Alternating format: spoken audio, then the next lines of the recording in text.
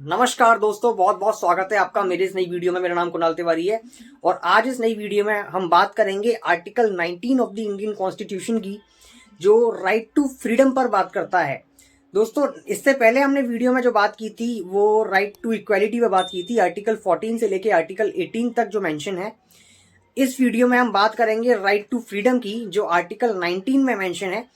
एक एक करके सारे क्लॉजेस को हम पढ़ेंगे, सारे सब क्लॉजेस को हम पढ़ेंगे और इस आर्टिकल को डिटेल में जानने का प्रयास करेंगे। तो दोस्तों, आर्टिकल 19 में जितने भी क्लॉजेस दिए हुए हैं, मैं आपको बताना चाहूंगा इन पर कुछ रीजनेबल रेस्ट्रिक्शंस भी लग सकती हैं। सरकार इन पर रीजनेबल रेस्ट्रिक्शंस लगा सकती है यदि इसमें भारत की संप्रभुता और अखंडता या राज्य की सुरक्षा खंडित होती है तो जरूरत पड़ने पर इन पर रीजनेबल रेस्ट्रिक्शंस भी लग सकती हैं। अब बात करेंगे एक एक करके इनके क्लॉजेस की और सब क्लॉजेस की। आर्टिकल 19(1) क्लॉज ए क्या कहता है? Right to freedom of speech and expression, यानी कि अपनी बात को रखने का अधिकार, अपनी बात को कहने का अधिकार, अपनी बात को बोलने का अधिकार, या एक प्रकार से बोलने की स्वतंत्रता, वो हमें आर्टिकल 19 का 1 क्लॉज ए देता है। हर व्यक्ति को अपनी बात को कहने का पूरा अधिकार है, रखने का पूरा अधिकार है। ठीक है। दूसरा आता है right to assemble peacefully and without arms. इसका मतलब दोस्तों, हर एक नागरिक को, भारत देश के हर एक नागरिक को, हर एक व्यक्ति को पब्लिक मीटिंग्स कंडक्ट कराने का पूरा अधिकार है, यदि वो पब्लिक मीटिंग अनलॉफुल ना हो तो। अगर कोई आपका एक लॉफुल पर्पस है या कोई रीजन है तो आप पब्लिक मीटिंग्स कंडक्ट करा सकते हो, असेंबलीज पीसफुली कंडक्ट करा सकते हो विदाउट आर्म्स। तीसरा है राइट टू फॉर्म एसोसिएशंस और यूनियंस और कॉर्पोरेटिव सोसाइटीज। दोस्तों, हर एक व्यक्ति को ये अधिकार है कि वो अपना खुद का एक फर्म स्टैब्लिश कर सकता है, अपना खुद का एक कोई भी कॉर्पोरेटिव सोसाइटी स्टैब्लिश कर सकता है, कोई भी खुद का एक यूनियन स्टैब्लिश कर सकता है, कोई खुद की पॉलिटिकल पार्टी क्रिएट कर सकता है, या कोई अपना खुद का एक ग्रुप या कोई भी किसी भी प्रकार का एक संगठन तैयार कर सकता है। ये अधिकार हमें आर्टिकल 19 का क्लॉज 1 का सब क्लॉज सी देता है।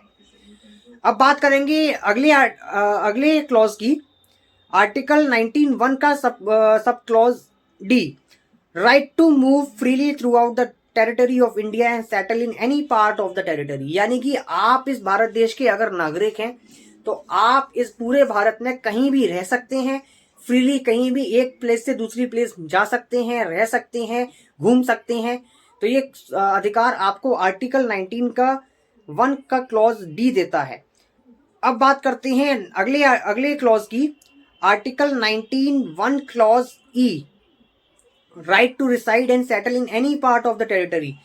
ये आर्टिकल्स आपसे साफ कहता है कि आपको पूरे भारत में कहीं भी रहने का अधिकार है, अपने आप को एस्टैब्लिश या अपने आप को सेटल करने का पूरा अधिकार है। कोई भी आपको, कोई व्यक्ति ये रहने को या कहीं भी सेटल होने को मना नहीं कर सकता। तो ये अधिकार हमें आर्टिकल 19 का 1 क्लॉज ई देता है। आर्टिकल 19(1) क्लॉज एफ जो था, राइट टू एक्वायर, होल्ड और डिस्पोज ऑफ प्रॉपर्टी, वो हमारे 44th amendment of the Indian constitution 1978 में ओमिट हो चुका है। अब बात करेंगे आर्टिकल 19(1) क्लॉज जी की, जो कहता है right to practise any profession और carry on any occupation, trade और बिजनेस, यानी कि किसी भी प्रकार का व्यापार हो गया, व्यवसाय हो गया, या कोई भी लॉफुल बिजनेस, ट्रेड या कोई भी आपका कोई प्रोफेशन हो गया, आप उसको प्रैक्टिस कर सकते हैं। But the profession, the trade, the business must be lawful, otherwise the reasonable restrictions can also be imposed upon your right। तो दोस्तों, कैसा लगा आपको ये वीडियो? आई होप आप सभी को ये वीडियो बहुत अच्छा लगा होगा, बहुत इन्फॉर्मेटिव लगा होगा। तो ज़्यादा से ज़्यादा इस वीडियो को लोगों तक शेयर करें और प्लीज़ आप अपने व्यूज़ मुझे कमेंट में बताइए। इसी से जुड़ी हुई जानकारी के लिए आप सभी मेरे से जुड़े रहें और आप सभी मेरे को फॉलो करें।